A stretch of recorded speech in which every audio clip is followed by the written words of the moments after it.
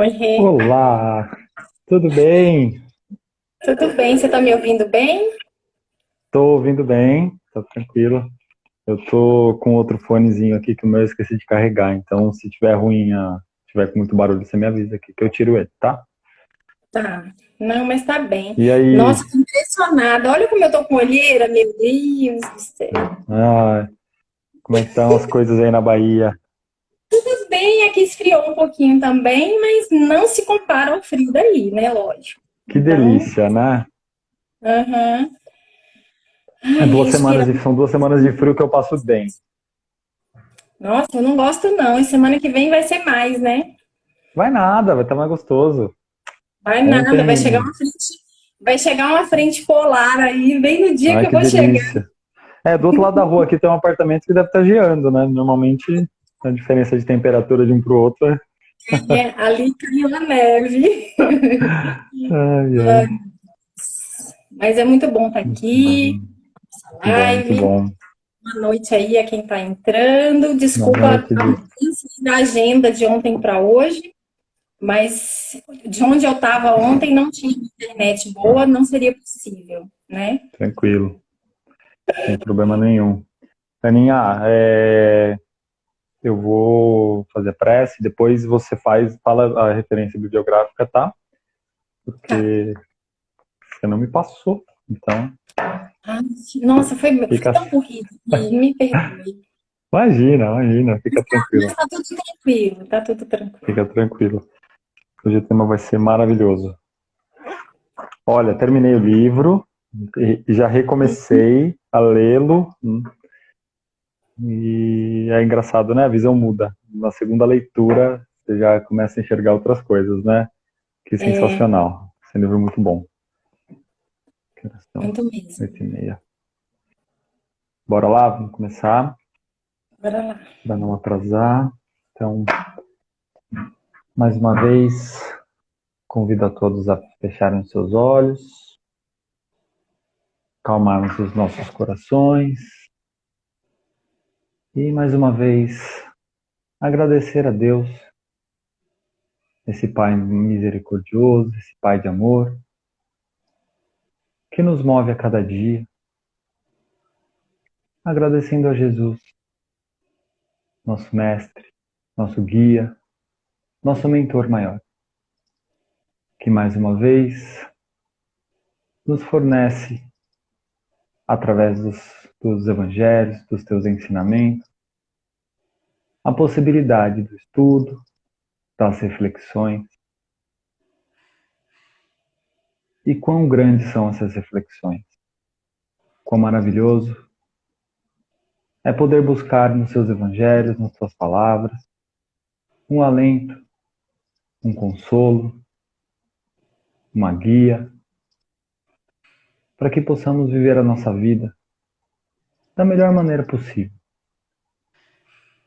Sabemos, Pai amado, Mestre Jesus, enquanto espíritos ainda imperfeitos, na nossa caminhada terrena, sabemos das nossas dificuldades, mas ao mesmo tempo sabemos que através do Teu Evangelho conseguimos a sustentação necessária para seguirmos o caminho do bem.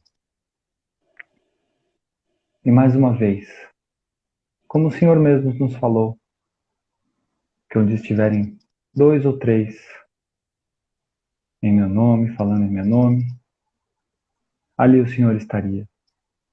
Então convidamos, pedimos e agradecemos mais uma vez a tua presença em todos os lares nessa abençoada noite de quarta-feira. Sê conosco, Senhor, hoje e sempre. Que assim seja. Graças a Deus. Que assim seja. Muito bem, passo a bola para você. Vamos começar. Então, fale as referências e manda bala. Tá certo.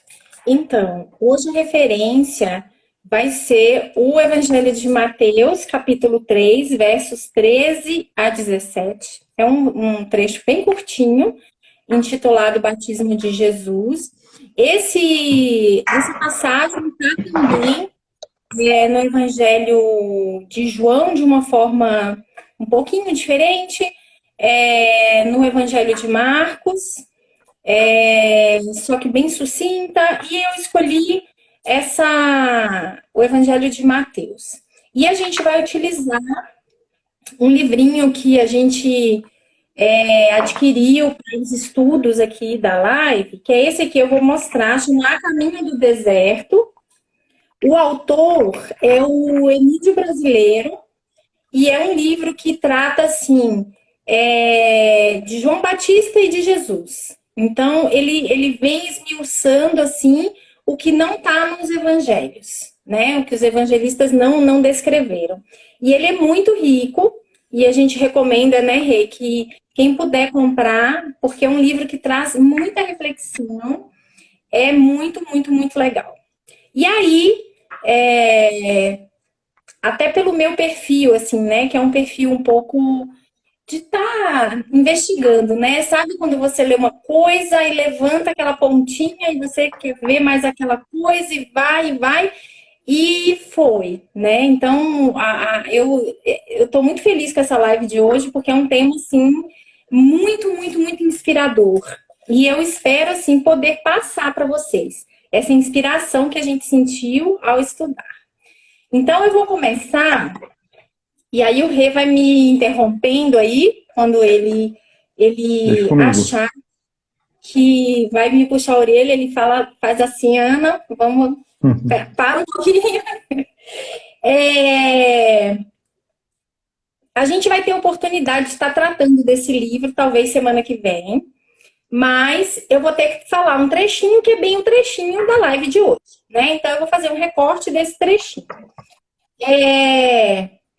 Tinha sido profetizado que desde quando Zacarias, né, viu o anjo Gabriel lá no templo, que ele duvida, ele fica mudo, que João Batista seria uma criança com uma missão muito importante, né? E aí todas aquelas profecias que ele viria do deserto e ele prepararia o caminho do Messias, e a história de João Batista foi caminhando paralelo a Jesus, porque eles são primos, e uma diferença de idade de 6 meses. Então, os evangelistas não descrevem essa convivência de João Batista com Jesus, mas o autor aqui, ele vem colocar de uma forma bastante detalhada esse convívio. E é muito bonito, tem um aprendizado muito grande. E aí eu vou pular e vou para a parte assim que já se aproxima do batismo de Jesus. Então, Jesus esclarece a João Batista que ele teria que ir para o deserto para lá se preparar.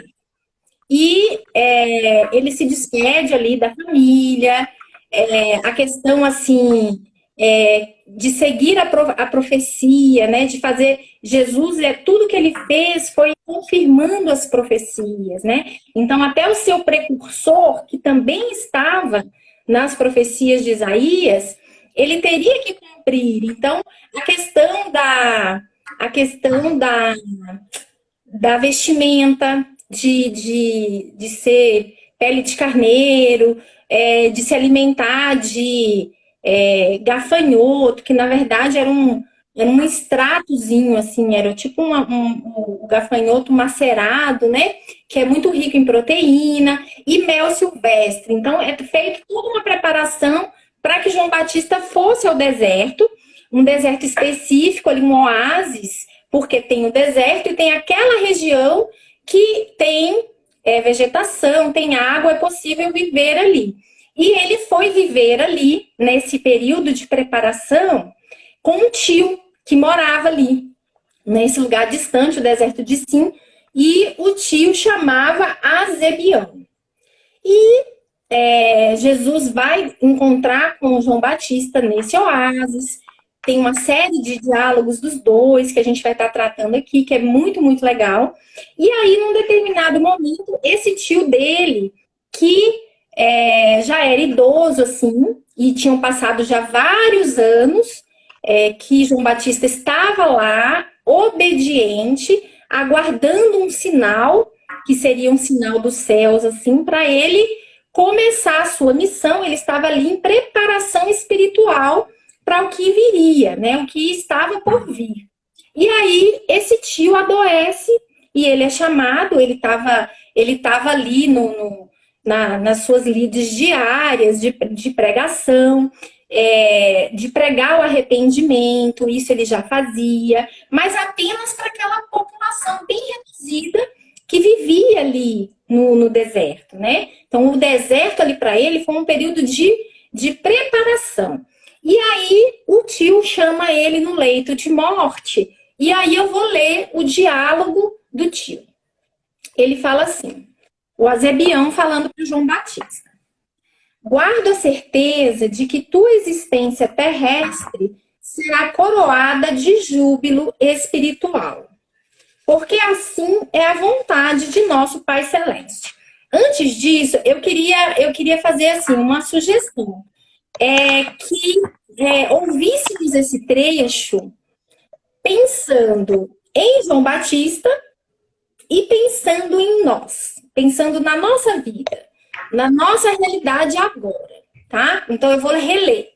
Pensa em João, que o tio vai falar coisas importantes para ele, mas pensa em cada um também.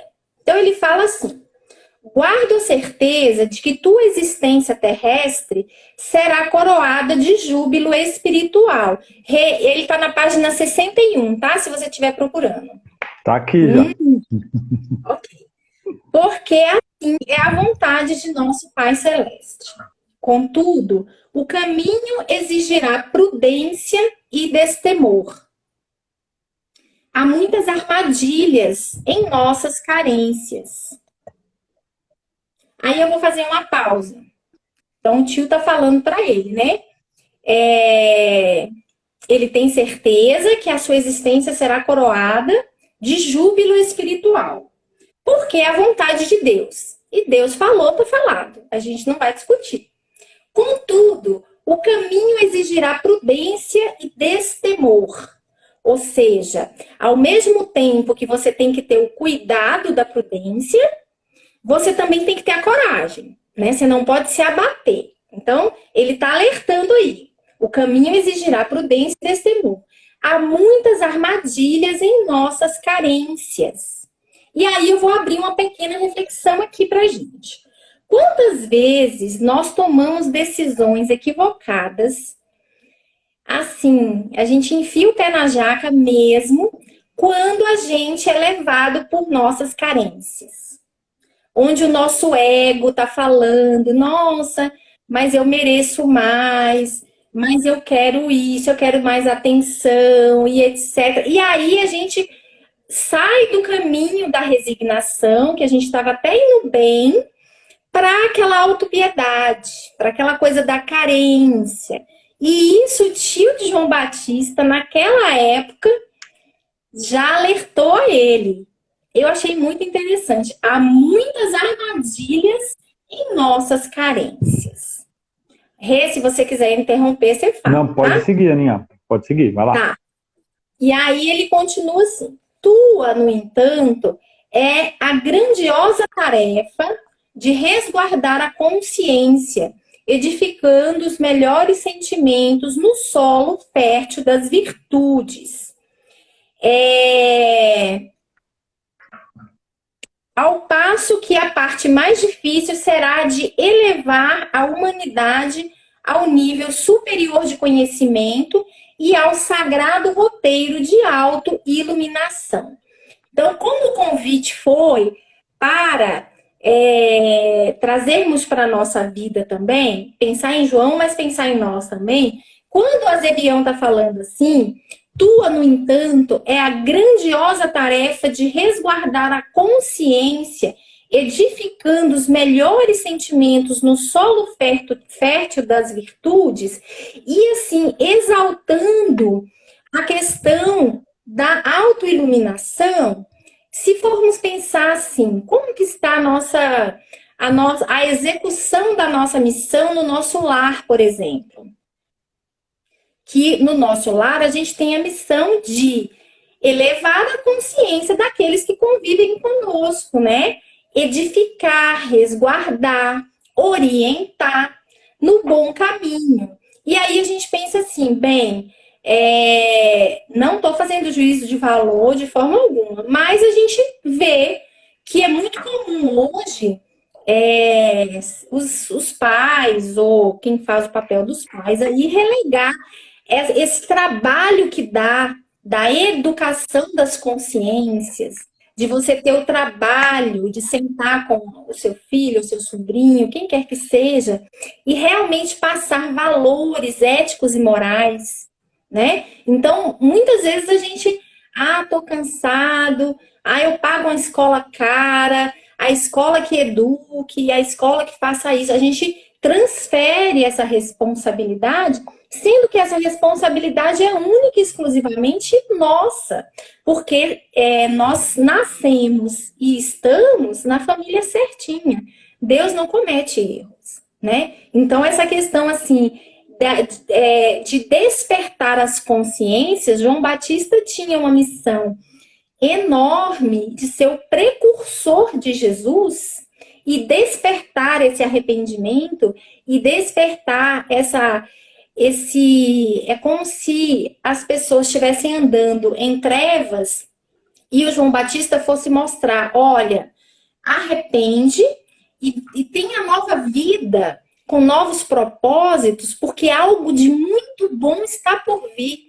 O propósito de João Batista foi esse, foi algo muito grandioso. Ele era um espírito preparado para essa missão. João Batista foi Elias. Então, ele já era de uma grandiosidade muito grande. Mas nós aqui no nosso quadrado, na nossa vidinha, a gente tem também a responsabilidade de guiar consciências, de levar essa iluminação aos que convivem conosco e nos auto-iluminarmos.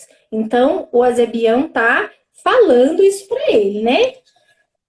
Ao passo que a parte mais difícil será de elevar a humanidade ao nível superior de conhecimento e ao sagrado roteiro de autoiluminação. Então, eu não sei se você quer falar, Rê, alguma coisa aí agora. Pode terminar isso daí, aí eu faço colocação. Pode terminar esse parágrafo. Certo.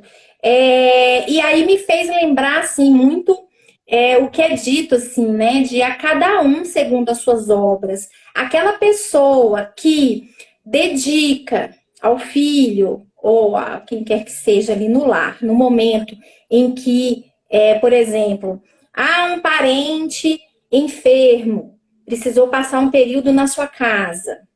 Mas é um fardo para mim.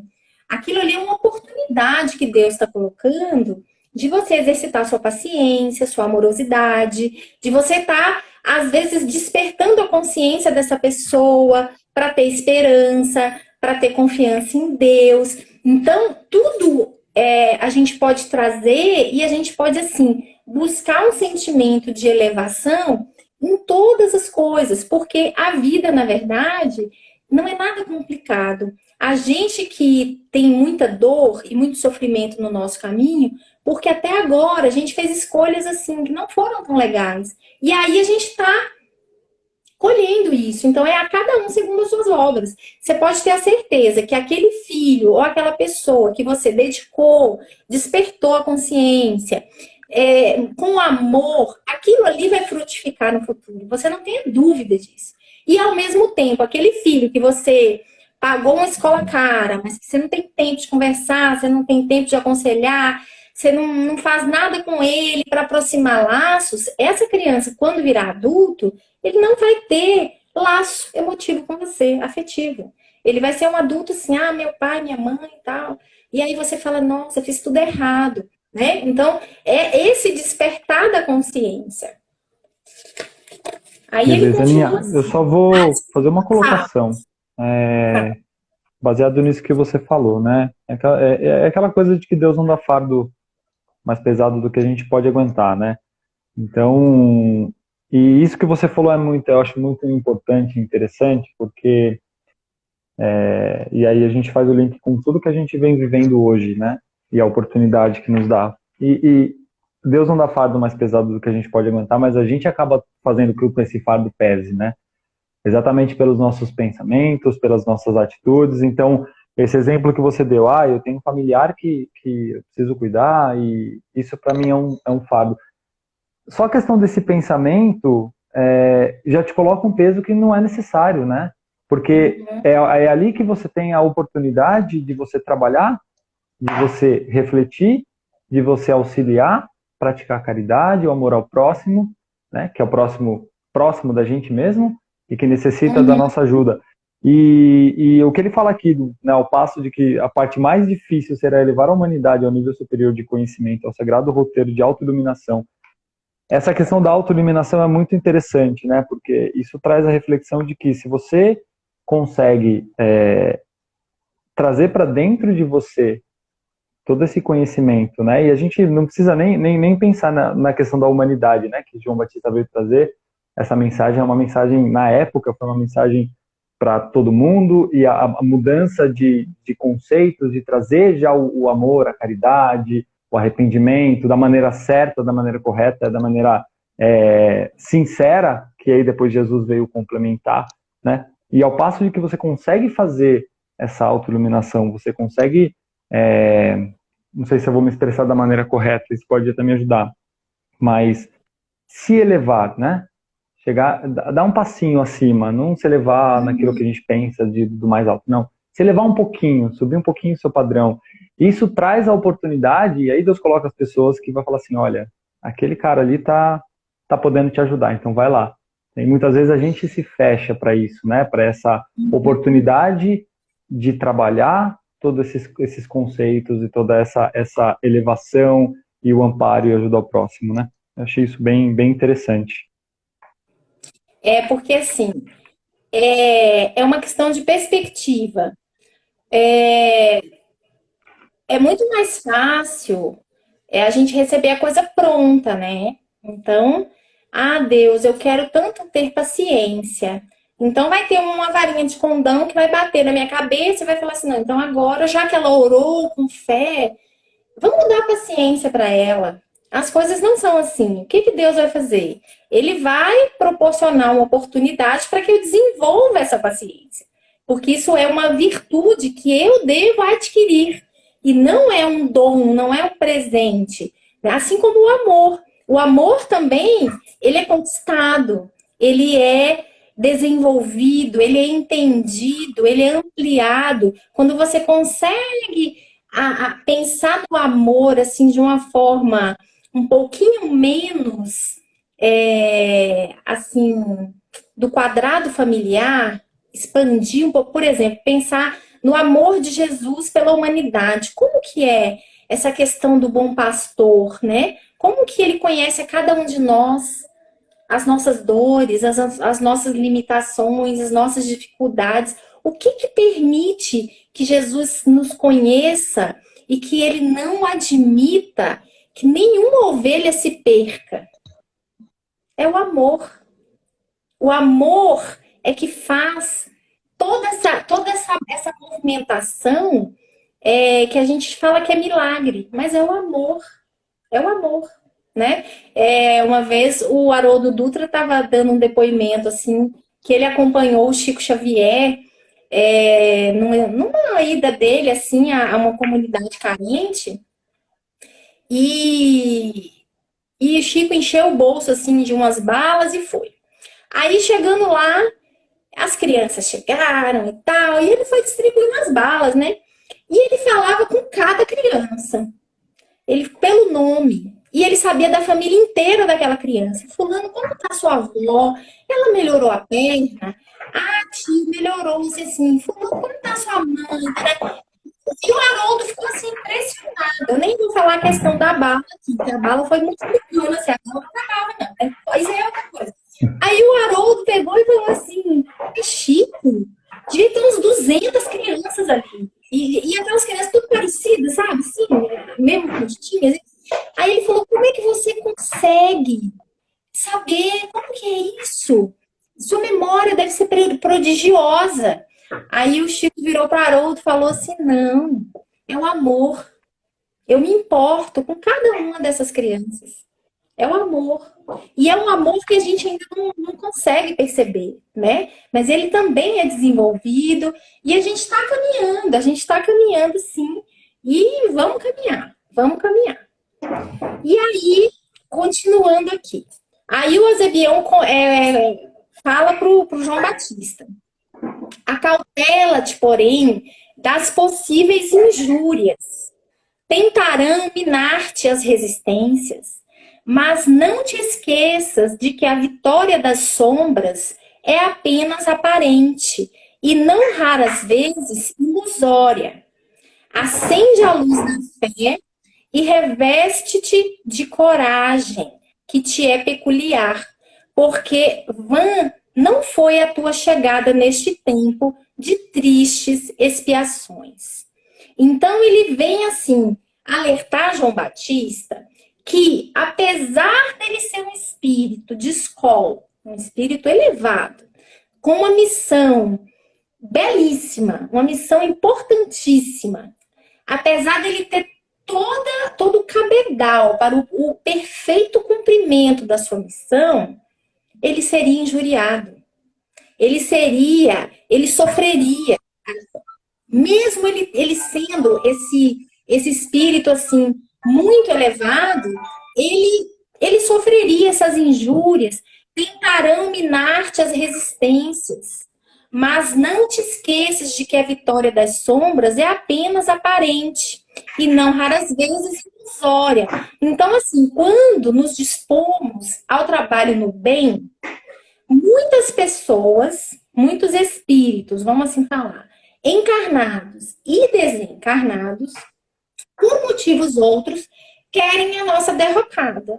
Seja por motivo qual for, seja de uma inimizade antiga, que a gente nem se lembra de outra vida, seja por inveja, seja por qualquer sentimento contrário ao amor, é muito comum. A gente começa uma tarefa e, de repente, acontecem várias coisas que vão nos entristecer, que vão assim, meio pôr à prova a nossa persistência.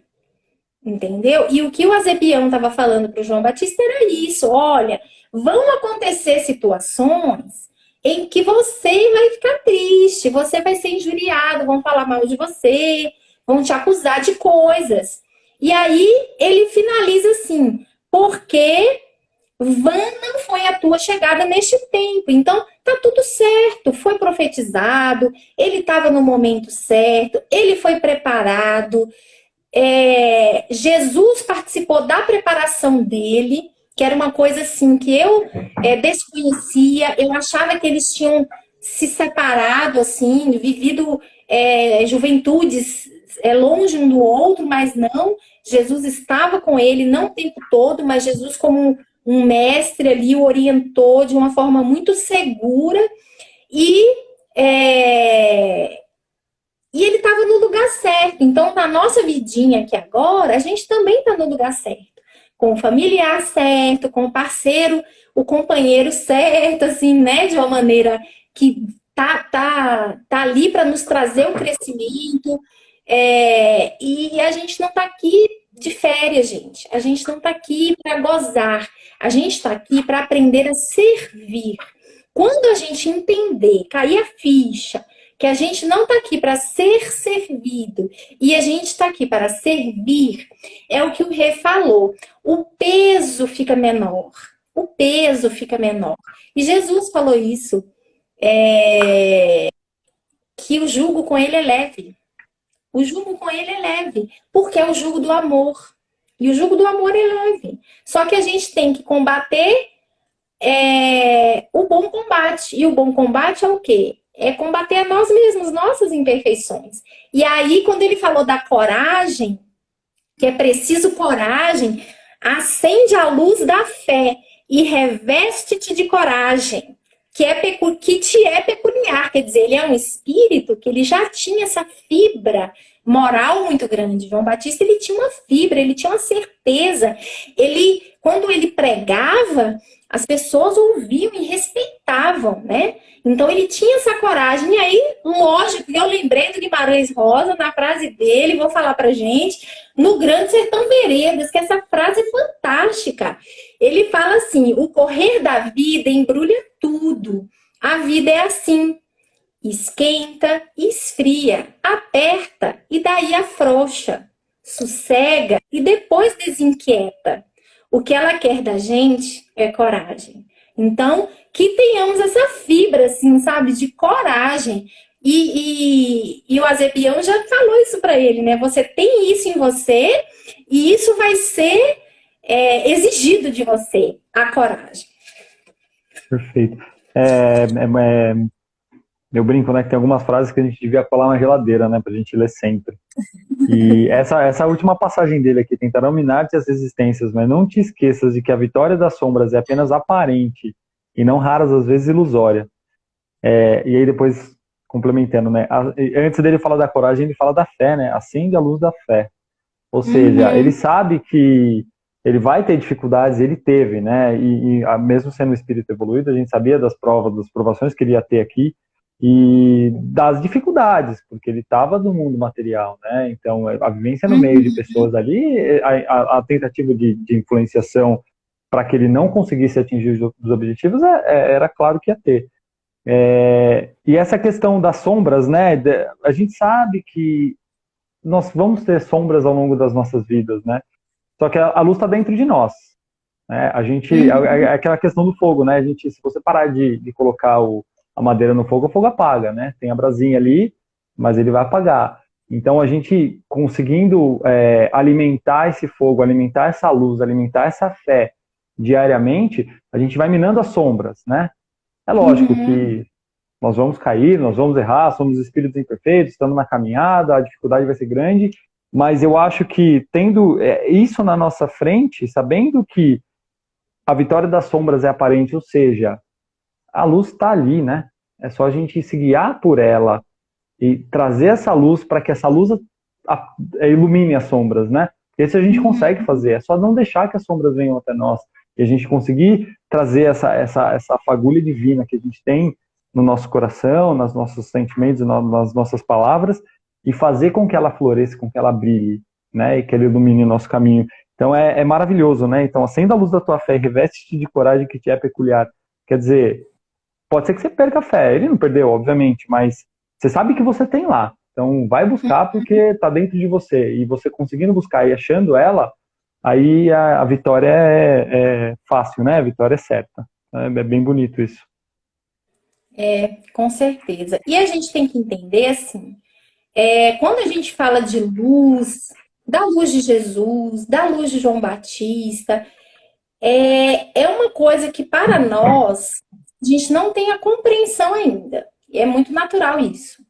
Porque nós temos muito mais sombras do que luz. A nossa luz ainda é pequenininha, sabe? Se a gente for fazer uma comparação, seria como um iceberg em que a nossa luz é aquela pontinha que está do lado de fora da água e a nossa sombra é aquele tantão de gelo, sabe? Que está embaixo da água.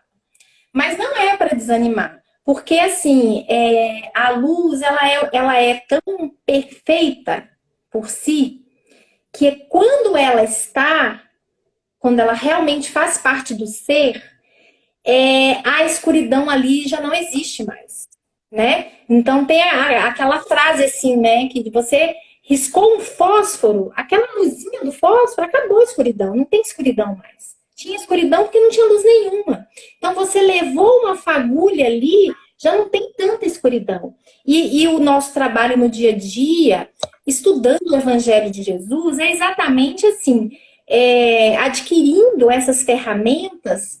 E o nosso objetivo aqui, eu e do Rei, assim, tá trazendo para o dia a dia nosso essas ferramentas do Evangelho para o nosso dia mesmo, porque o contato com o Evangelho de Jesus a gente já tem há 2000 anos, né?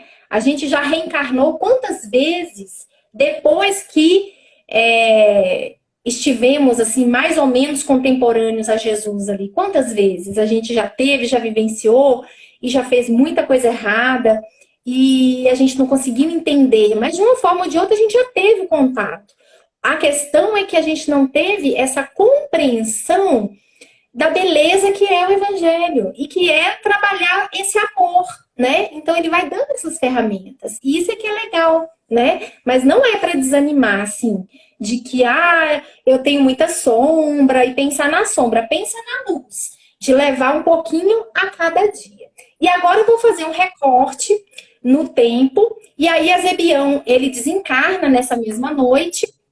João Batista fica por mais 2 anos lá no oásis do deserto, até que chega um grupo de caravaneiros e trazem uma carta de Jesus para ele. Olha o que diz a carta. Esse está na página 64. Está escrito assim: meu amado, olha a carta de Jesus para João Batista.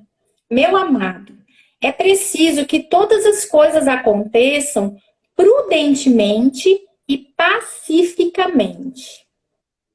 Aproxima-se o tempo em que os humildes serão elevados, os mansos serão agraciados, os misericordiosos alcançarão misericórdia, os puros de coração não mais se rebaixarão ante o lodaçal das injustiças, e as lágrimas dos justos transformar-se-ão em plenitude de felicidade.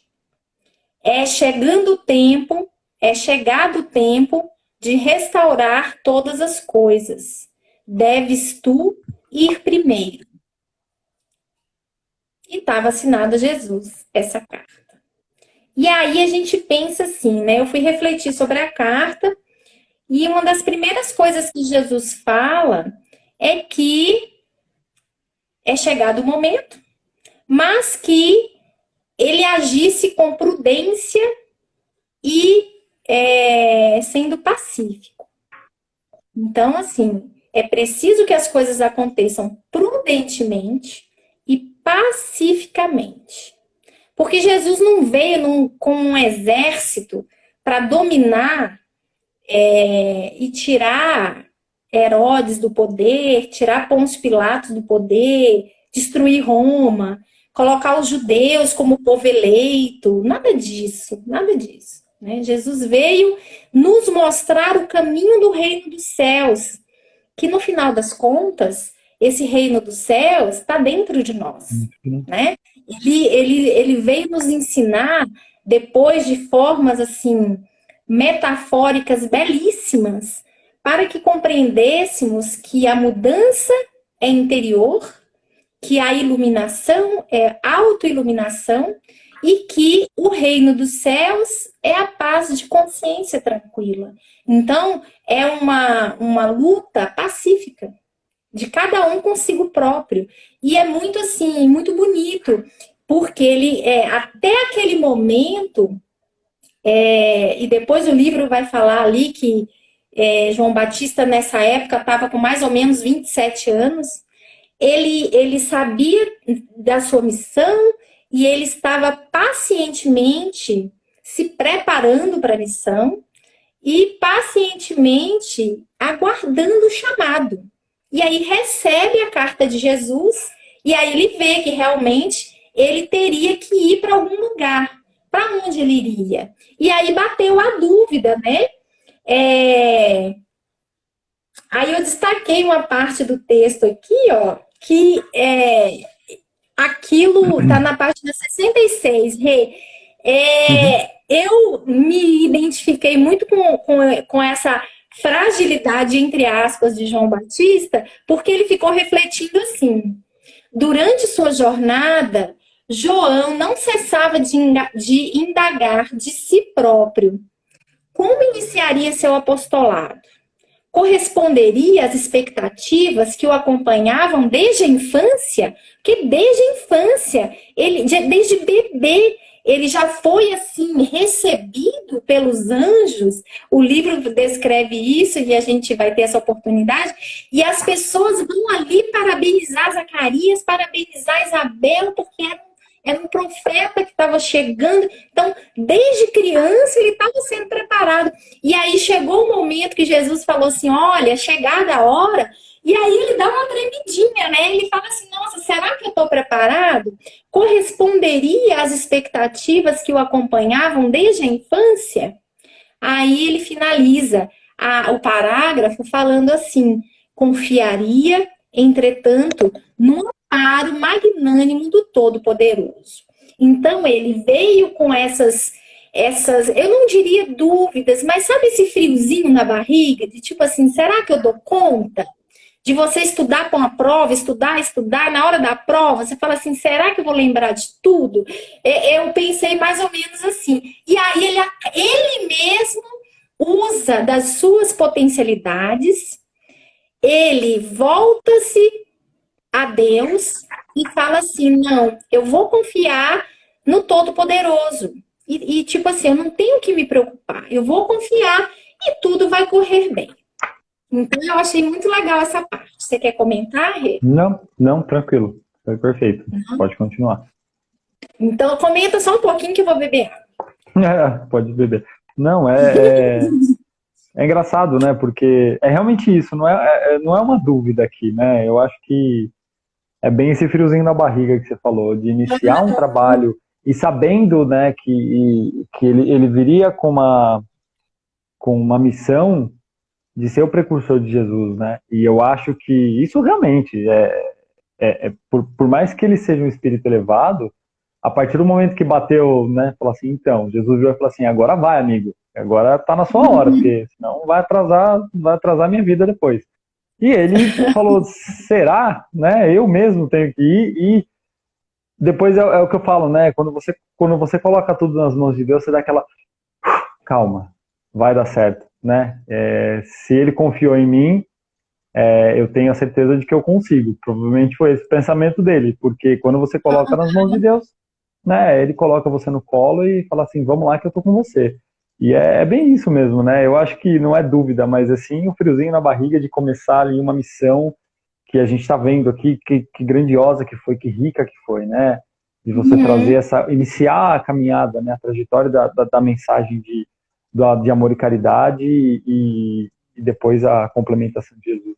Acho que é isso mesmo. E quando eu estava vendo esse frio na barriga de João Batista, né? Eu lembrei do capítulo 19 do Evangelho segundo o Espiritismo, que fala da fé. E o comecinho dele, o primeiro trecho, chama O Poder da Fé. E Kardec coloca de uma maneira tão assim, tão linda, né?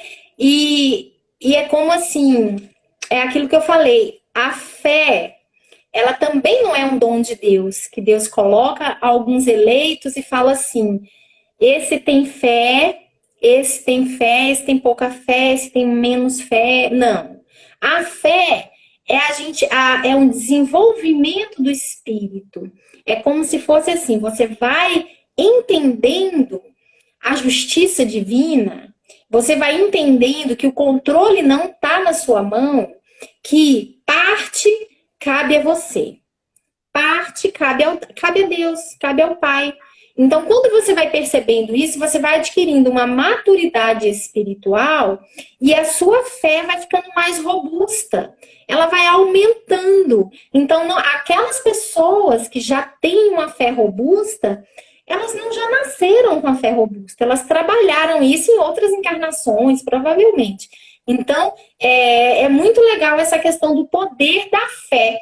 E é na hora da prova que a gente realmente entende se a nossa fé é vacilante ou se a nossa fé já está um pouquinho mais robusta, né? De acontecer algo que vai nos desestruturar, mas a gente respira e a gente pensa, Deus está ao meu lado, eu não estou abandonada, eu não estou sozinha. E aí você, se precisar chorar, chora, mas aquela lágrima assim de temporária, sabe? Só de lavar a alma. e você entrega, né? Esse poder de entrega. Então, essa questão da fé é uma coisa assim É, muito, muito, muito. a nossa fé ela é testada diariamente, né? Ela é testada a todo momento. Ah, Pensando ainda nesse parágrafo, né? Provavelmente no segundo seguinte que ele teve esse frio na barriga e essa, vamos chamar de, não é dúvida, mas eu não encontro uma palavra melhor, mas é uma dúvida sobre talvez a sua capacidade, né? Da grandiosidade que ele tem, que todo mundo apostou, e no início do livro fala ali, né? Como ele foi recebido, e tudo mais. No segundo seguinte, ele coloca Deus na frente e fala assim, não, peraí, né? Essa missão uhum, foi dada para mim. Então, isso, eu tenho as minhas dúvidas? Eu tenho.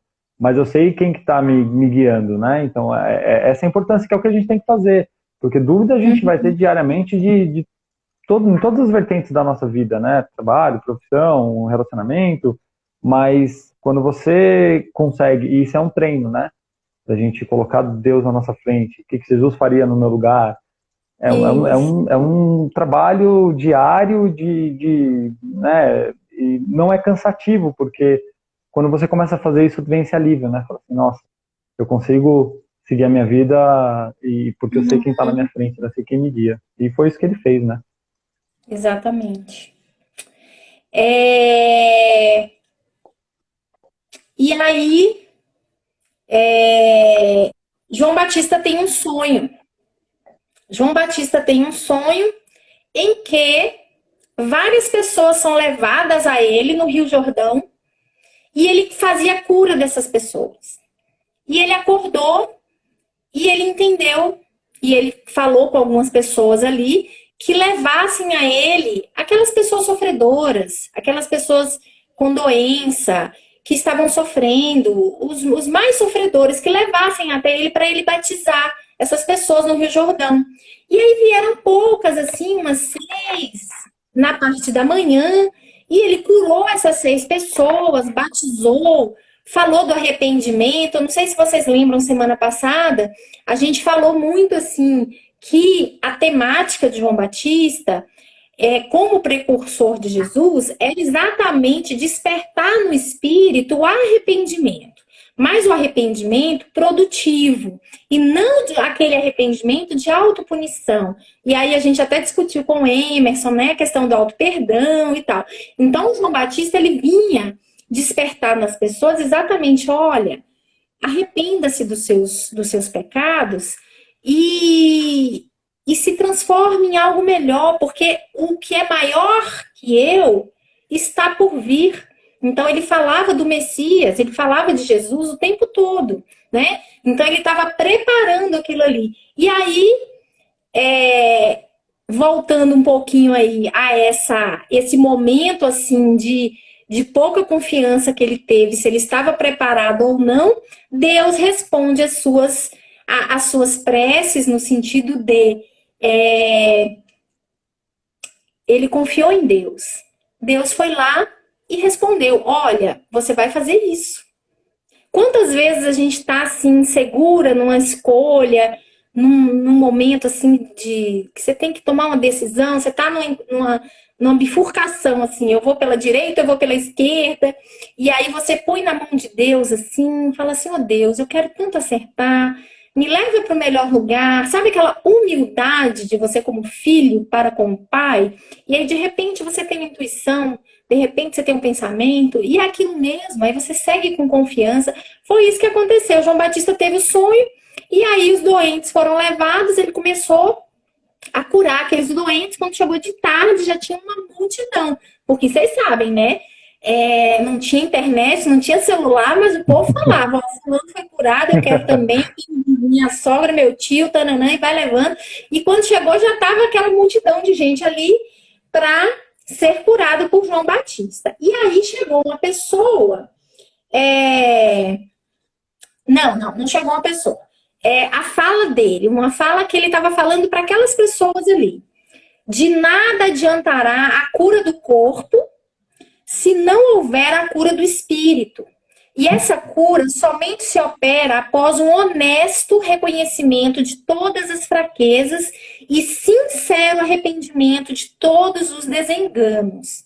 Então, ele já estava falando naquela época da cura do espírito e da cura do corpo. São coisas diferentes. E as pessoas, muitas vezes, até hoje, buscam a cura do corpo. Não querem trabalhar o que está adoecendo o corpo, porque nós somos uma coisa só que está embolada, está tudo junto. A gente é espírito e a gente é matéria, a gente é espírito e a gente está matéria Tá na aqui matéria. nesse momento. Então, a doença começa no corpo? Não, a doença começa no espírito. E João Batista já falava isso, que não adianta curar o corpo se não curar o espírito, se não curar as atitudes ruins que vão adoecendo aquele corpo. E aí ele fala assim: a cura do corpo serve para combater a incredulidade e a insensatez, sensibilizando o espírito para as glórias do Todo-Poderoso. E olha que interessante, isso aqui é muito legal. A pessoa vai lá e ele curou a pessoa, certo? Ele estava com uma doença, ele foi lá e curou a pessoa. Aí ele alertou, olha, o que interessa mesmo é a cura do espírito.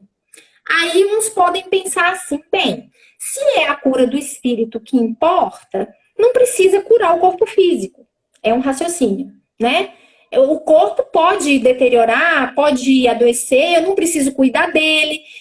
Se eu tiver um câncer, eu não vou me tratar, porque o que interessa é a cura do espírito. Não, não. Olha o que ele fala. A cura do corpo serve para combater a incredulidade e a insensatez, sensibilizando o espírito para as glórias do Todo-Poderoso. O que ele estava querendo dizer com isso?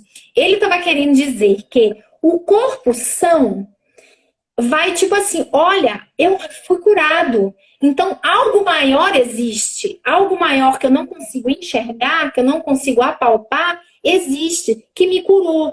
E aí o meu espírito foi sensibilizado, foi despertado, porque eu passei milênios entre encarnações sem despertar. E aí, de repente, numa situação em que a pessoa se deparou, nesse caso com João Batista, e ele realizou a cura do corpo físico, pode ser o gatilho daquele espírito despertar e sensibilizar para o que ele falou, para as glórias do Todo-Poderoso. O que é isso? Então, para que mesmo que eu existo? O porquê que eu estou aqui? O que eu posso ser útil? Como eu posso agradar a Deus que me curou? Todas essas reflexões são reflexões que nos ligam a Deus, né? Que nos conectam com Deus. E a nossa evolução, ela é em espiral. O que quer dizer isso? Ela tem uma certa inclinação e ela é em espiral. A gente vai percorrendo essa espiral até, num determinado nível, até a ficha cair e nos sensibilizarmos e fazermos certos quando a prova chegar. Acertando, a gente dá um passinho acima e continua na outra espiral, vivenciando desafios e situações mais desafiadoras. Não mais aquelas que já superamos, mas desafios, situações mais desafiadoras. Então, isso é muito legal, unindo a cura do corpo, que precisamos cuidar do nosso corpo, porque o corpo é um presente de Deus, para que evoluamos como espírito. O corpo vai ficar aqui, mas a gente tem a obrigação de cuidar dele até o último recurso, porque é a ferramenta que temos para esse crescimento. E aquela pessoa que não cuida do corpo, que desdenha, que não se alimenta corretamente, que, né, etc, sem juízo de valor, mas cada um aí põe a carapuça que serve, a gente não está seguindo muito o que deveria, porque o nosso corpo é o nosso maior patrimônio. Então, a gente tem que cuidar dele para que o espírito possa passar o maior tempo possível nessa escola que é a Terra. Porque depois, o que acontece? volta para o plano espiritual e tem aquela sensação, nossa. Ou então, antes de voltar para o plano espiritual, tá lá no final da vida, nossa, eu podia ter vivido melhor, eu podia, se eu não tivesse esse hábito ruim, eu podia ter vivido mais anos com a minha família, eu joguei fora. Então, assim, é isso que o João Batista está falando. Porque a cura do corpo sensibiliza o espírito a se ligar a Deus. Fala, Rê.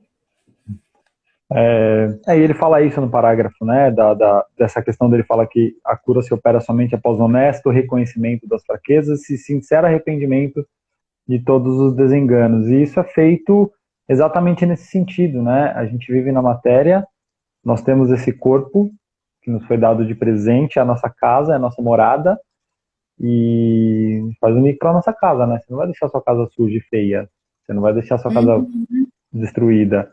Então, esse é o corpo que a gente tem hoje, e eu sempre falo, né, a nossa melhor oportunidade, a nossa melhor encarnação para que a gente possa viver da melhor maneira possível, cuidando daquilo que Deus deu pra gente e pensando nesse sincero arrependimento de todos os nossos enganos, né? Então, de novo, é a oportunidade que a gente tem enquanto espírito imortal de, na nossa melhor encarnação, fazer daqui a nossa melhor morada, fazer daqui a nossa melhor oportunidade.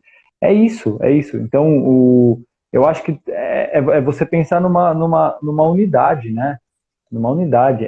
Nós somos espíritos imortais, mas nós temos aqui a matéria que a gente vive e que a gente tem o dever de tratar da melhor maneira possível, né? Não só nós, como também os outros, né? Que aí a gente amplia essa condição e essa necessidade de amparo para o próximo, né? Então, é exatamente isso.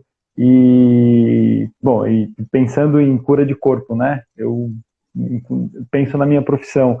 A gente busca sempre o nosso melhor ambiente saudável para se viver. E é exatamente para isso, né? Para que a gente tenha a maior longevidade possível, porque é a nossa melhor oportunidade. Então, que a gente viva 80, 100, 70, 50, 40, a gente não sabe quanto que cada um vai viver, mas tendo a oportunidade diária de fazer o nosso melhor, né? E a gente só vai conseguir isso se a gente tem o arrependimento sincero, da gente ter a nossa fé, da gente ter a nossa trajetória no bem, né?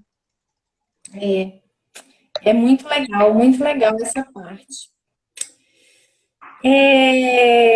Aí eu escrevi aqui uma coisa que eu vou ler, tá, gente? Que não tá no livro, foi uma reflexão minha, que é assim, ó. Quando o espírito se dá conta que é portador das infinitas potencialidades e quando direciona uma das mais poderosas, que é a vontade, a seu próprio crescimento, aí ele entra na espiral da evolução, tendo o espírito sensibilizado e atento aos erros já cometidos, com o processo de arrependimento, pelo menos iniciado. Porque o processo de arrependimento, às vezes, ele é gradual, né? Pelo menos iniciou, já é um avanço. Ele não quer errar novamente, se esforça por não fazê-lo, conseguindo algumas vezes, outras não, mas seguindo o desejo de busca da luz do mundo que é Jesus. Onde sabe que encontrará o repouso após a tarefa concluída, tornando-se apto cada vez mais a sua capacidade de amar. Nossa, eu nem acredito que eu escrevi isso, acho que eu estava muito inspirada. Muito bonito. E é muito isso mesmo, porque quando a gente está buscando a luz é Jesus, não existe outra luz, a luz é Jesus.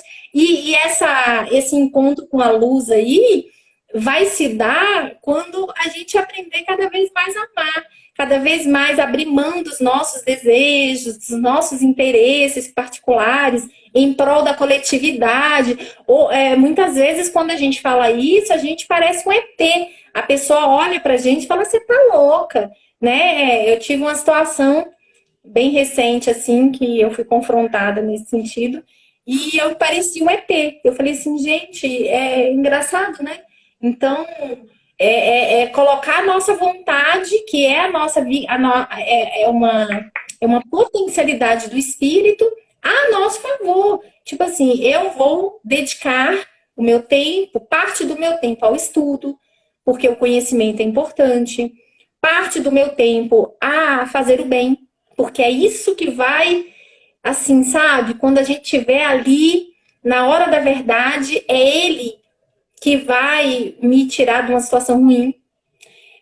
Dedicar parte do meu tempo a ser uma boa mãe, a ouvir os meus filhos, a conversar, a despertar essa consciência, a iluminar e auto-iluminar-me. E aí você vai expandindo, assim, quando você vai nessa espiral, assim, dessa vontade operante no bem, aquilo vai multiplicando, de repente você tem uma ideia, nossa, eu vou fazer isso, mas eu não vou fazer sozinha, o rei vai fazer comigo, porque ele já falou que vai e tal. Então a gente vai puxando as pessoas para ajudar e de repente sai uma coisa tão bacana. A realidade é essa, é a gente direcionar a nossa vontade. A gente é Deus porque Jesus falou isso, né? Vós sois deuses. A gente tem esse poder imenso dentro de nós. Agora a gente só tem que direcionar para o bem. Porque para o mal a gente já direcionou um tanto. Agora está na hora de direcionar para o bem. Né? Exato. Só fazer um parênteses, Aninha. Você falou dessa espiral de evolução, e eu anotei uma coisa aqui, esqueci de falar. Você comentou, eu achei interessante. Que a gente tem a nossa... você comentou alguma coisa até me corrija se eu estiver errado.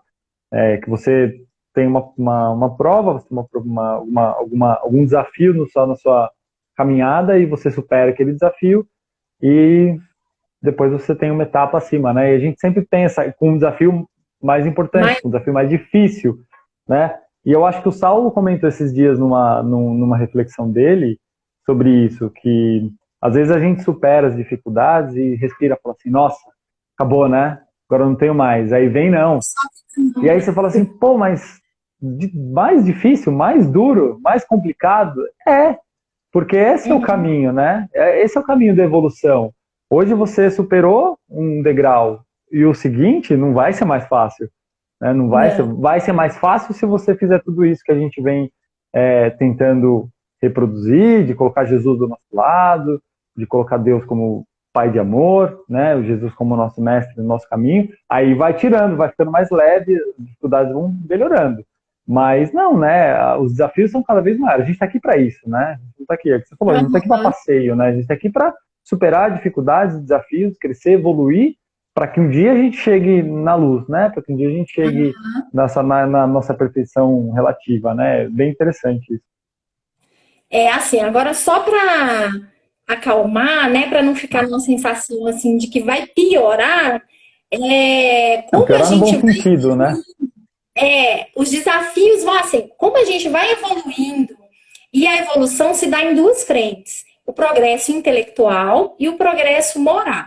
O progresso intelectual normalmente vai à frente, porque é mais fácil, né? Então a gente aprende coisas mais rápido do que a gente aprende a amar mais rápido, né? Então, o intelectual puxa, mas o intelectual é tão importante porque é ele que vai. Aí eu vou pegar a frase aí de João Batista que vai sensibilizar. Esse conhecimento também sensibiliza o espírito para a compreensão do bem e do mal. Isso está no Livro dos Espíritos. Quanto mais você evolui, mais a sua capacidade de enxergar a diferença entre o bem e o mal fica mais apurada. É como se você fosse colocando uma lente de aumento, assim, né? Ah, Ana, mas é tão fácil distinguir o bem do mal? Não preciso de lente. Precisa. Porque tem situações que é uma linha tênue. Em situações em que o nosso ego, o nosso orgulho, ele vai disfarçar ao máximo. Ele vai tentar te enganar, ele vai tentar te pregar peças assim incríveis. Então, aí você vai se armando do conhecimento e aí você já vai se autoconhecendo. Porque quando você começa a buscar o conhecimento, se você tiver um pouquinho de perspicácia, você começa a se conhecer também. E aí é isso que vai facultar a diferenciação do bem e do mal. E aí vem como é que fala? Aquela alavanca, assim, que te eleva. Aí você fala assim, nossa, isso aqui eu já entendi. Aí vem uma prova mais difícil. não é que é uma prova mais difícil, assim, é da maneira como a gente compreende. Nós temos um cabedal maior, moral e intelectual, prontos para novos desafios. Aí, não são aqueles desafios tão pueris, tão, assim, básicos. Vão ser desafios, mas assim, que vão exigir de nós recursos que ainda não utilizamos, por exemplo, né? Mas não de uma forma, de uma forma menos pueril, né? Nesse sentido. No Aí, sentido de aí você, continua. é uma evolução, né? Você tem uma evolução e isso é natural, né? Você tem o Aham, grau de dificuldade daquilo que você vai passar, mas você tem a capacidade já, a bagagem já adquirida, a experiência já adquirida. Então, uhum, é uma dificuldade, mas que ao mesmo tempo a gente consegue, fazendo tudo isso, fazer com que aquilo fique prazeroso, né?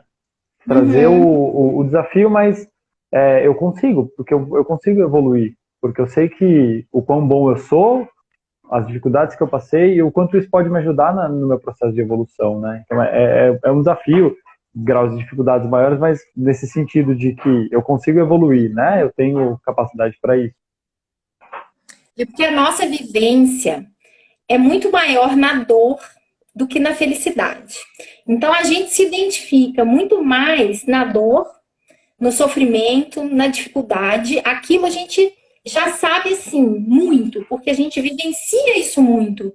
Não por escolha assim, agora eu quero sofrer, eu quero. Não, mas é porque as nossas escolhas anteriores não foram felizes, e aí a gente tem os frutos, então tem as dificuldades, a gente está muito mais acostumado com esse peso tão grande, que às vezes quando vem uma situação que é feliz, que é leve, aí você fala assim, nossa, mas que é isso? Não tô entendendo, né? Aquela coisa assim, igual o inferno de Dante, né? Tipo assim, quando ele foi levado ao umbral lá e ele retratou todo aquele cenário, toda aquela tristeza, aquela coisa infernal, assim, vamos assim dizer, aquilo para ele retratou com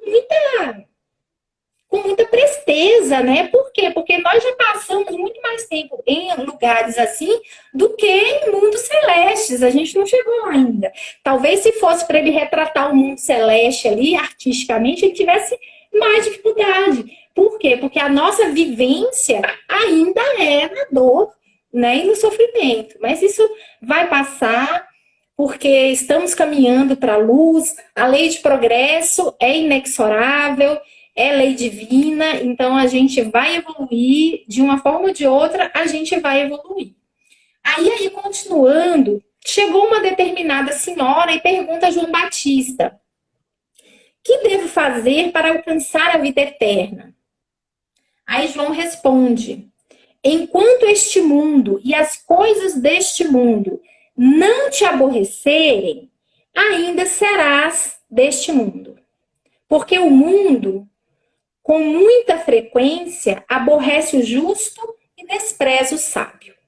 Isso aqui daria, assim, um livro de reflexão, né? É muito interessante, mas eu vou resumir, porque o tempo é curto, eu não posso ficar falando demais.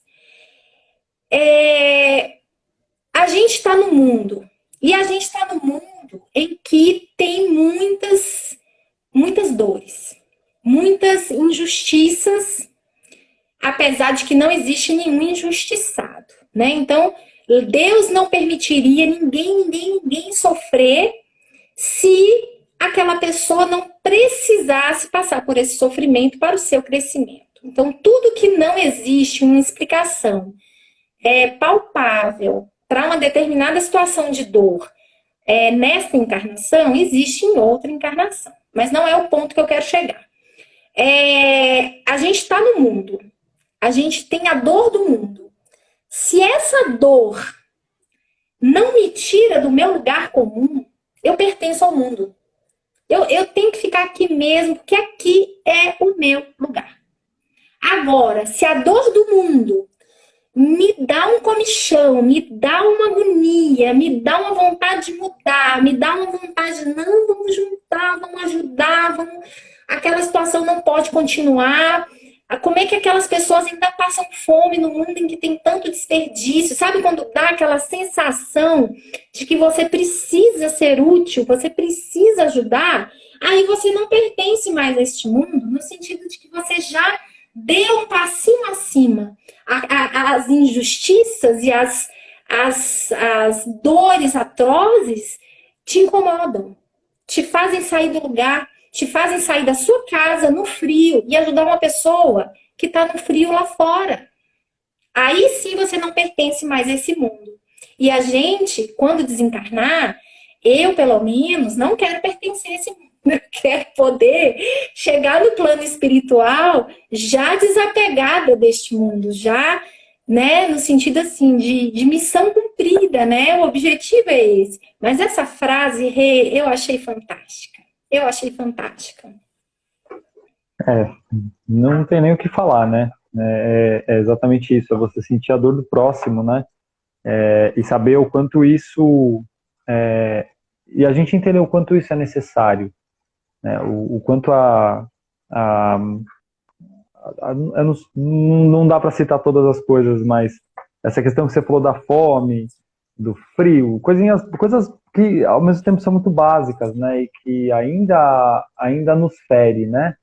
E enquanto isso não pelo menos te causar um desconforto de você saber que enquanto você está vivendo no seu mundo, no nosso mundo, não é o seu mundo, né? O nosso mundo, e, e é um ambiente onde ao mesmo tempo você tem tudo, você é uma pessoa privilegiada de uma certa forma, e pessoas do outro lado do mundo estão passando necessidade, e isso não te comove, não te dói, né? E que muitas vezes a gente pensa isso, né? Ai, mas tá lá do outro lado do mundo, eu não posso fazer nada. Pode, né? Uhum. Pode. Mas você também pode começar na sua casa, você pode começar com aquela pessoa que está passando necessidade, que às vezes precisa de uma palavra, não precisa de um Um bairro tutor. próximo. Às vezes a gente acha que está Exato, tão exato. longe e tá, E às vezes não assim, se vai. você parar para olhar, você tem a oportunidade diária de fazer isso, né? É que às vezes a gente fecha tanto os nossos olhos que passa na frente e aquilo parece que não pertence a você, né? E pertence. Uhum. Pertence porque nós estamos aqui, nós não estamos a passeio, que nem você falou, né? Então, essa frase é realmente, não dá pra gente. A gente tem a obrigação de perder um tempo nela, na verdade, porque é uma reflexão que vale uma live, né? De uma frase. Uhum. Mas é se apegar nisso, né? É a gente saber o, a gente sentir a dor do próximo, né? E saber que a gente pode fazer a diferença de alguma forma.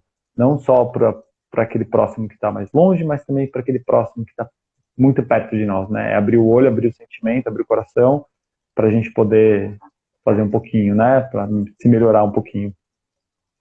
Tem aquela frase que fala assim, né? Eu sou péssima de citação, né? Então eu cito tudo errado, mas mais ou menos, se a dor do outro não te incomoda, o doente é você, né? Então Exatamente, perfeito. É isso a aí. gente está num momento assim de despertar o sentimento de fraternidade, de multiplicar as nossas mãos, no sentido assim, posso fazer isso? Posso. Aquele outro, será que se eu fizer um sacrifício, dá também? Ah, dá. Daqui a pouco você já está no seu psiquismo ali, de tipo, quero ajudar, quero ser útil, Exato. porque as bênçãos que a gente recebe são tão grandes na nossa vida, e o que que a gente retribui para o universo? A gente está ensinando alguém, a gente está ajudando assim, seja moralmente, com uma palavra, com uma conversa, com um ouvido. E Às vezes a pessoa quer só ouvir, quer que você ouça. muitas vezes, né, a gente se liga muito em ajuda material, né? Então, agora a gente Uhum. está no ambiente de frio, então vou ajudar todo mundo, vou dar cobertura. Sim, é legal, é interessante, mas a gente sabe que a gente não consegue abraçar o mundo, né? Você não consegue ajudar Ah, todo mundo. Mas assim, a gente está lendo no Evangelho, né, do segundo o Espiritismo, a questão da prece. Mas será que se você passar por aquela pessoa que está necessitada, está passando frio, e você não pode, às vezes você não tem a condição no momento de descer e ajudar, né? Não cabe ali a situação. Mas será que se você não fizer uma prece realmente de coração, pedindo que aquela pessoa seja amparada, para que aquela pessoa seja ajudada, não por você, mas por qualquer outra pessoa que esteja passando por ali. Será que se você não fizer aquilo realmente de coração, uma prece, né, com amor que o Cristo pede, será que ela não vai ser ajudada de verdade? Uma prece a gente pode fazer, né? Claro. Está ao nosso alcance e a gente ainda duvida da eficiência, da eficácia, do poder da prece. Mesmo nesses momentos, né? Então, às vezes, eu não posso ajudar materialmente aquela pessoa, mas eu posso fazer uma prece e pedir que alguém intervenha por ela, né? Que alguém ajude ela. E a gente, não, às vezes, não dá o valor para isso, né? A prece, ela tem um poder que nós ainda não conseguimos imaginar, né? Então, aí entra a parte da fé e você fala assim, Deus, eu contigo agora, com fé e com amor, e tenha certeza que a prece vai ser atendida. Ah, como que é o mecanismo? Como que é lá no plano espiritual? Como é que eles fazem para poder... Não está muito no nosso conhecimento ainda, a gente tem uma leve noção, mas o importante é fazer com amor, o importante é realmente pedir, assim, sabe, com humildade ao Pai. Continuando aqui, então, João Batista já tinha saído do deserto, ido ao Rio Jordão, que ele teve aquele sonho, e ele começou a curar as pessoas e começou a batizar as pessoas. Mas um batismo de arrependimento, não era um gesto simbólico apenas. Ele primeiro falava com as pessoas e depois fazia o gesto para que as pessoas se sentissem assim, renascidas, né? Aquela questão do psicológico, né? Ah, então eu mergulhei ali, quando eu levantar das águas, eu serei uma nova pessoa, né? Então ele estava fazendo esse trabalho, mas Jesus ainda não tinha aparecido. Aí, na página 71, está escrito assim: certo dia, João recebera singela missiva de Nazaré, que anunciava o dia da chegada de Jesus. A notícia detalhava o roteiro do mestre com bastante discrição. Então, não era detalhado, era uma coisa assim, né, discreta. Ele permaneceria em Nazaré por algumas semanas e posteriormente encontrar-se-ia com o primo. Entretanto, nenhuma referência quanto ao lugar de onde ele viria. Então, João Batista não sabia de onde ele vinha. Nada poderia acalentar melhor o valoroso profeta. Rever Jesus seria a premiação de todos os seus esforços. Ele era, sem dúvida, o motivo maior de sua estada sobre esse mundo. Desejou alinhar de vez a intimidade consciencial de todos os seus seguidores. Era preciso que eles estivessem à altura do único e verdadeiro mestre das almas. Permaneceria em seu posto. Quer dizer, ele permaneceria ali fazendo o seu trabalho.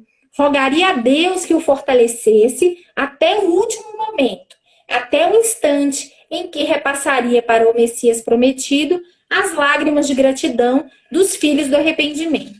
Então, João Batista ficou sabendo que Jesus estava chegando, mas não falou o dia, não falou a hora, e o seu coração já se encheu de alegria. Então, criou uma expectativa muito grande. E aí vem aquele pensamento de novo do frio na barriga de João Batista, que aí ele fala assim: a expectativa quanto ao retorno de Jesus causava em João algumas indagações acerca de seu ministério. Estaria ele cumprindo na íntegra todos os desígnios do Senhor? Seria aprovado seu método de conversão ou deveria proclamar a grande reforma de outro modo? Que fazer para preparar melhor o caminho por onde passaria o divino Rabi? Que diria ao seu coração depois de longo período de ausência? Porque Jesus se ausentou anos, né? Foram anos, não foram meses, foram anos. Então, João Batista começou a pensar tudo de novo. Será que eu estou fazendo certo? Será que eu estou pregando certo? Será que eu estou levando essa renovação para as pessoas, para quando o Rabi chegar, realmente as pessoas já estarem preparadas para a boa nova? Então ele começou a se questionar, né? E aí o livro fala que era a época da Páscoa. A época da Páscoa, os judeus subiam a Jerusalém, quer dizer, todos eles das outras cidades ali que estavam abaixo, né, geograficamente, eles iam até Jerusalém para celebrar a Páscoa. Então a cidade estava cheia cheia, né? Era uma movimentação de muitas pessoas. Naqueles dias, João recolheu-se em orações e profundo silêncio interior. Porque anos atrás, quando Jesus esteve com ele no deserto, Jesus falou muito com ele sobre a solidão, sobre a importância de estar só, no sentido de ouvir a própria voz interna, no sentido de deixar calar todas as intempéries, assim, os barulhos exteriores, e ouvir a própria voz. Então, Jesus falou muito sobre a solidão, e ele buscava, em todo momento que ele tinha, esse recolhimento e essa solidão. Às margens do Jordão, à sombra das acácias, relembrava sua infância, seu rebanho de ovelhas, os sentimentos mais puros que a mocidade podia cultivar, suas conversas com Jesus e as esperanças quanto ao porvir. Então, em sua mente passava um filme, desde quando eles eram crianças, os conselhos, aqueles momentos felizes com Jesus vieram todos à mente, porque a qualquer momento Jesus chegaria, né? Então foi um filme que passou na cabeça dele. O Jordão parecia o mesmo. Suas águas brincavam em doce encantamento, como se desconhecessem a crueldade do mundo. A brisa suave estava repleta de dulcíssimas vibrações. Sentia-se equilibrado e pleno de sentimentos superiores de reconhecida gratidão. Então, João Batista, ele tinha o quê? É uma coisa que nós buscamos diariamente. Ele tinha paz consciencial. Ele sentia-se equilibrado e pleno de sentimentos superiores de reconhecida gratidão. Então, sabe aquela coisa assim que você fez o seu dever da melhor maneira, você se dedicou, fez com amor, fez tudo o que podia? Nesse momento em que ele buscou a solidão e que ele se interiorizou, ele sentiu esse equilíbrio. A sua consciência não pesou em absolutamente nada. Ao término das comemorações da Páscoa, retornou ao convívio de seus discípulos e amigos. Permaneceu em Airon, cidade próxima a Salim, onde havia bastante água para o batismo. Repetidas vezes pregava aos corações arrependidos sobre as virtudes do reino. Então ele vem falar do reino do céu, né? E na minha ignorância, eu achava que somente Jesus tinha falado do reino dos céus. João Batista já tinha falado do reino dos céus, né? Que é exatamente essa busca da verdade, a ligação da terra e do céu, o papel de Deus nesse contexto, né? E é chegado o momento em que o Messias viria explicar tudo. Não era ele que ia explicar, era Jesus que ia explicar. Ao final de seus discursos, anunciava a vinda do Messias. Digo-vos, aí já é a palavra de João Batista, digo-vos que, embora eu vos batize com água, surgirá dentre vós aquele que vos batizará em espírito, com o fogo de suas verdades. Então a mulher ergueu a voz e indagou: que devo fazer para alcançar a vida eterna? Aí ele responde: enquanto este mundo e as coisas deste... essa parte eu já falei. Não te aborrecerem, você não é deste mundo. É porque eu tinha anotado no meu caderninho. Aí perguntam a João Batista quem ele é. Aí ele responde: sou o que sou, embora ainda não me possa conhecer com profundidade. Olha que humildade. Sou o que sou, embora ainda não me possa conhecer com profundidade. Sou uma voz que clama no deserto e dá testemunho da verdade. Então o espírito do escol dele... Mas é isso mesmo. Quanto mais elevado o espírito, mais humilde. É muito interessante. Muito interessante. E aí um levita pergunta onde que está o Messias. Já que você não é o Messias, aí João Batista responde profeticamente. E ele fala tirou de trás da orelha. Ele fala sem ter pensado. Ele fala assim: ainda hoje, todos terão oportunidade de conhecê-lo. E aí depois ele mesmo pensa: nossa, de onde eu tirei isso? E se o Messias não vier, né? Tipo assim, mas foi realmente uma intuição ali, ele estava ali envolvido espiritualmente. E aí se aproxima Jesus. E é tão lindo o texto que ele fala assim: depois que todo o povo foi batizado, certo homem de majestática beleza aproximou-se do precursor. Majestática beleza. Eu fico imaginando a presença de Jesus assim. Porque eu imagino sim, essas pessoas que falam, porque Jesus, ele devia ter a feição assim, a feição assado e tal. Eu não concordo muito, porque assim, é lei de Deus a questão do belo e do bom. Então, a questão do belo é no sentido de harmônico, de uma feição harmônica, né? E aí, sem contar a energia de Jesus. Então, é o que o autor fala aqui, da sua majestática beleza. Aproximou-se do precursor, vestia uma túnica muito alva, os cabelos tocavam nos ombros. A nazarena, que era típico do pessoal de Nazaré. Os homens de Nazaré usavam os cabelos mais ou menos nesse comprimento aqui, partido ao meio. Falava que era a nazarena. Os olhos magnéticos, imantados de simpatia e de amor, iluminavam a fisionomia grave e terna, onde pairava uma divina tristeza. Então, o autor coloca aqui que tinha uma certa tristeza ali em Jesus. Olhou serenamente em direção ao Rio Jordão e disse com uma inflexão de voz bastante familiar. Por que bastante familiar? Porque eles eram primos. Eles passaram a infância, uma parte da infância juntos. Depois tiveram contato na fase adulta. Então, era familiar. João, batiza-me também. Aí João fala. Eu é que devo ser batizado por ti, disse João com infinita reverência. Aí Jesus fala, deixa estar por enquanto, porque assim é que convém cumprirmos toda a justiça, disse o Rabi, olhando para o valoroso profeta. E aí todos ficaram perplexos, porque João Batista, ele tinha uma altivez e um jeito muito peculiar, assim, de conduzir o batismo, de ser até um pouco ríspido com aquelas pessoas que chegavam com arrogância, chegavam desafiando. Então, ele era muito, assim, firme, na verdade. Tanto que João Batista, ele é falado como a verdade. Jesus, o amor. João Batista, a verdade.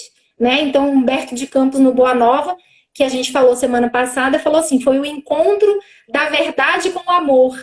Né? Então, João Batista era essa verdade, assim, doa quem doer, né? E aí, na hora da presença com Jesus, ele ficou assim, meio sem saber direito o que fazer. Sabe quando o seu chefe chega, você fica assim, e aí, será que eu tô fazendo direito? Será que eu não tô?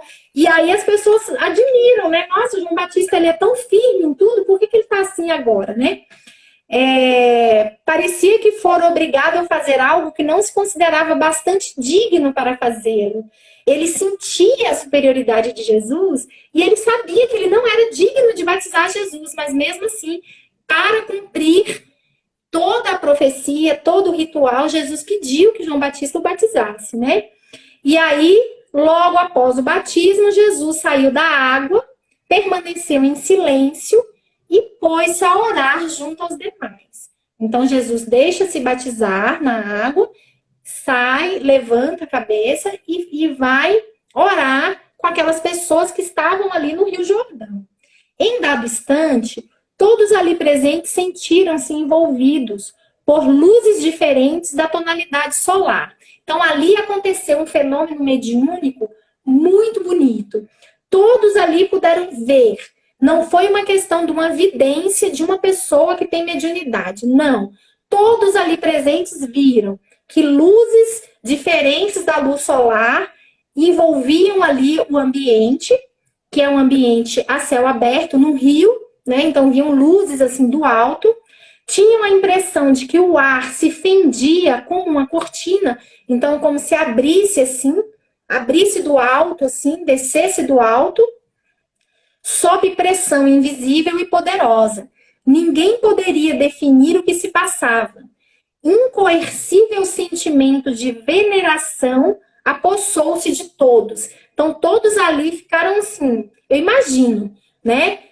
Mediante Jesus e mediante essa luz celeste vindo de Deus, né?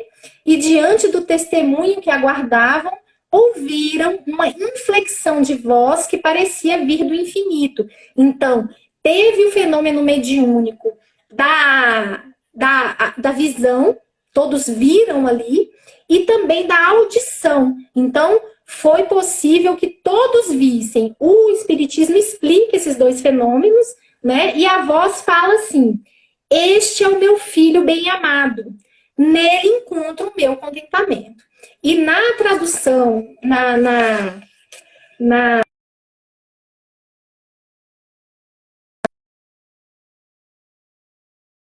assim, este é o meu filho amado, em quem me comprazo.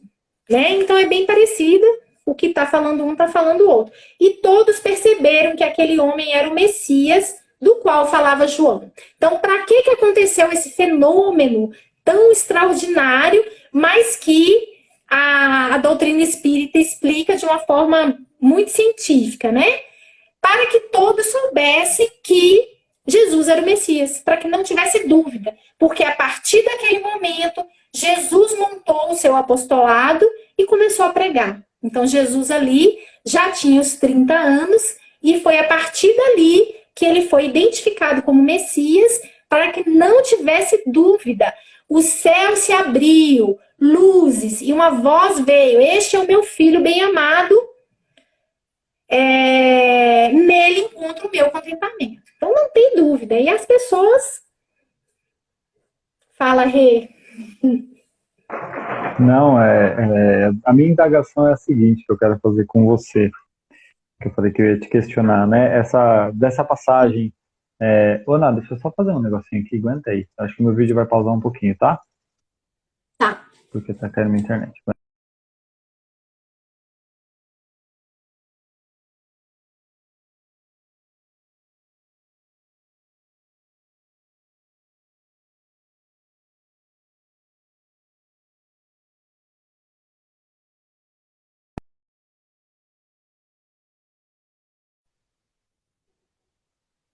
Tava vendo se...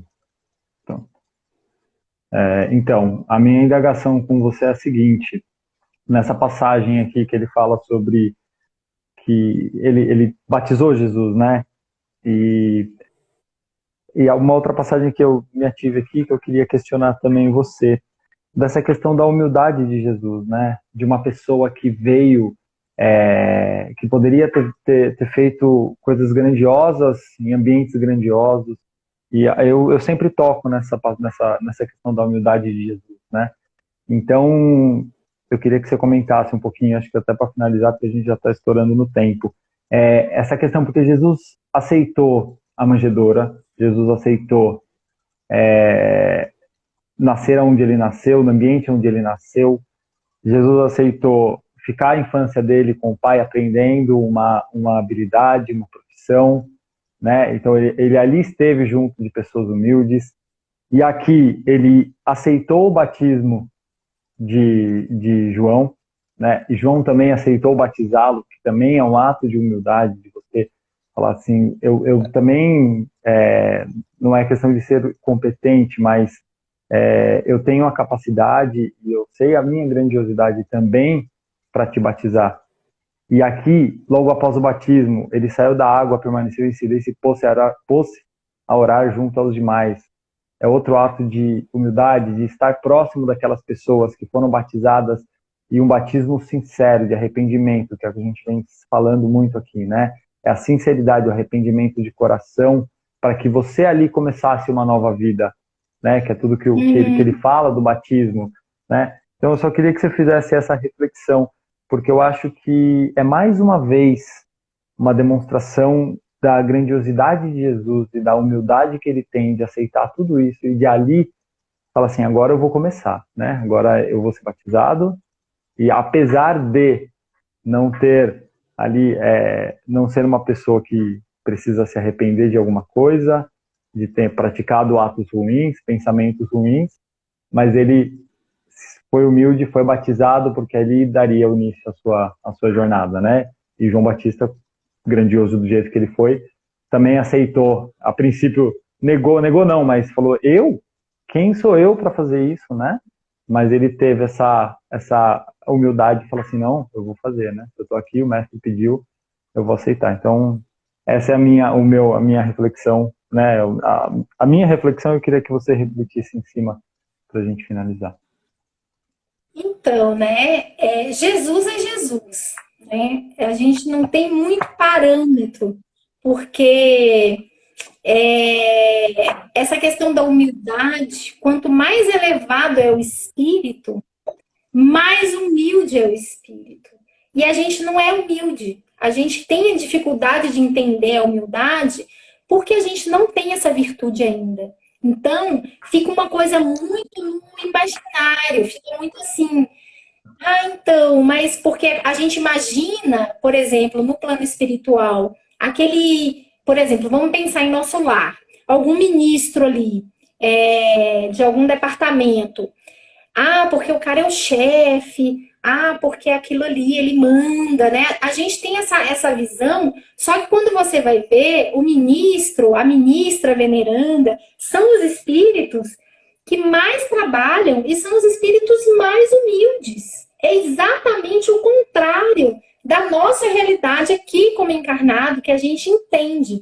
Então, por isso a gente tem essa dificuldade de pegar mesmo, assim, sabe? Como que é isso, essa questão dessa humildade, né? Porque a gente não tem, né? A gente entende que o grande é aquele que a gente tem que reverenciar, porque ele é assim. Não, o grande é o menor.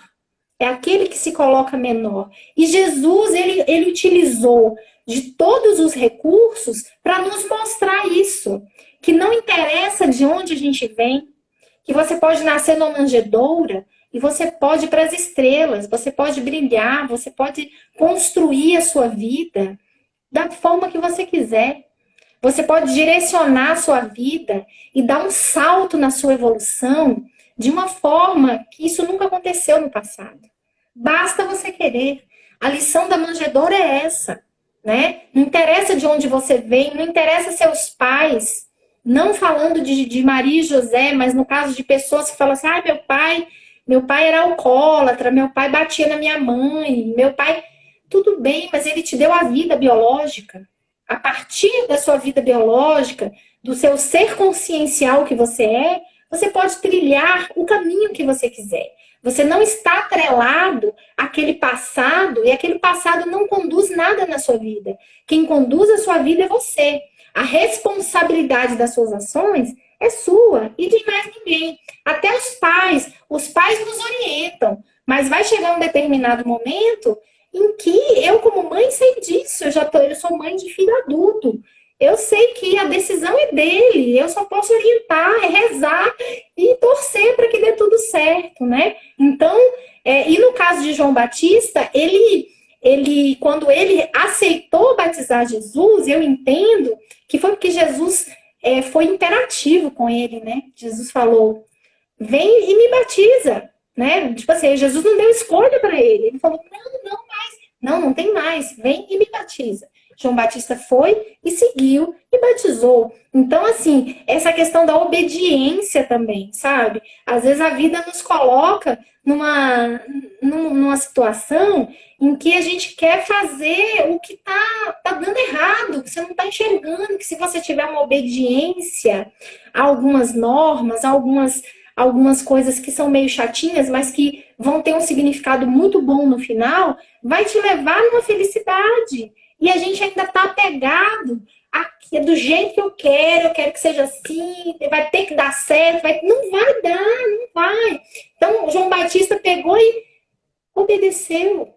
Ele obedeceu, né? E aí, depois do batismo, João Batista quer abraçar Jesus, quer falar, vem cá, me dá um abraço. E Jesus fica distante, vai orar. É como se ele falasse para João Batista, agora não é o momento. Agora não é o momento. E aí o livro fala, né, que João Batista fica eufórico, com saudade, querendo dar um abraço no Messias, no primo querido, e tudo tem o seu momento, né? Então, é muito isso, assim, da gente ter a paciência. Imagina, Jesus demorou esses 30 anos na Terra, nesse planetinha aqui, há 2000 anos atrás. Ele demorou 30 anos, pacientemente, até chegar o momento de começar o seu apostolado. Esteve ao lado de João Batista, acalmando ele, orientando ele. Também João Batista, espera. Quando chegar o momento, chegou o momento. Então, assim, é uma lição atrás da outra, assim, sabe? De que não precipita, né? Que ele falou antes lá, pacifica, acalma, não precipita nada. Tudo que seja feito pacificamente. Então, tudo é lição, né? É tudo lição. Eu tô apaixonada, assim, por tudo, assim, esse tema é muito lindo e não deu realmente para entrar no deserto, a Não, gente não ainda deu. né? Não tem como, né? A gente Uma não delícia, tem como. uma delícia. Obrigada, Não, tia. perfeito. A tia mandou um beijo aí, falou que É... Aninha, não vou mais questionar, porque senão a gente vai ficar mais tempo aqui. Então, só falar que esse tema é maravilhoso, esse livro é excelente, eu acho que semana que vem a gente vai entrar nele. Eu acho que a gente tem que fazer um resumão aí, tentar fazer uma reflexão desse livro, porque ele é de uma riqueza de informação, de aprendizado, de reflexão. ele é bem. Vamos tentar em uma live trazer alguma coisa dele, né? Porque aí complementa João Batista e Jesus, e depois a gente entra nos próximos temas que a gente ainda vai desenvolver. Então, obrigado pela oportunidade de novo. Eu que agradeço. É sempre um prazer ter você junto comigo aqui, nosso projetinho E maravilhoso, e diretamente da Bahia, eu falei mais falando baiano? diretamente da Bahia. Não, você Eu não tem baiano, que baiano, você é mineira, baiano, nada. quero falar Não, baiano, tô aqui. não, não, dessa vez não deu. Meu Não, anjo, faça a prece final. Não, dessa vez não. Fica para a próxima. Faça a prece final e depois a gente se encerra. tá bom. Antes de fazer a prece final, eu esqueci que a gente combinou de eu falar para todo mundo que é Nossa, tão legal verdade. a gente colocar a aguinha assim, ó, para fluidificar. Porque assim, estamos online, mas é um ambiente de oração, é um ambiente de estudo, é um ambiente em que a espiritualidade está aqui conosco. Então, eles fluidificam realmente a água e colocam remedinhos, colocam substâncias que vão nos ajudar no sono da noite. Então, é muito legal esse recurso de colocar uma aguinha para fluidificar, né? Então, agora, com o sentimento, assim, um coração com sentimento de muita gratidão, agradeço ao Pai Celeste pela oportunidade da vida, pela oportunidade de estar aqui hoje, neste planeta, neste país, tão, assim, um momento difícil, mas que sabemos que é para o nosso crescimento, sabemos que temos muito a contribuir, que possamos, Senhor, ter uma atitude sempre operante, sempre ativa e não mais passiva, de agirmos, de servirmos, de ajudarmos e não sermos ajudados. A sua lição aqui na Terra foi o tempo todo de servir e de conectar-se a Deus nesse momento de oração. Então, eu peço a Deus, peço a Jesus que envolva cada um em seus lares, acalmando os corações, levando paz, levando amor, levando esperança, levando alegria, contentamento, levando sentimentos elevados, para que cada um possa juntar todos esses sentimentos amorosos e se fortalecer nas dificuldades do dia a dia. Que esses sentimentos possam formar um escudo protetor a todas as injúrias, a todas as maledicências, a todos os sentimentos contrários que, por estarmos nesse planeta ainda de provas e expiações, nós convivemos com esses sentimentos contrários, mas ao mesmo tempo sabemos que o mal que chega até nós não nos faz mal, o mal que sai de nós é que nos faz mal. Então, que possamos, do nosso coração, emanar apenas sentimentos amorosos, apenas sentimentos de amor, de caridade.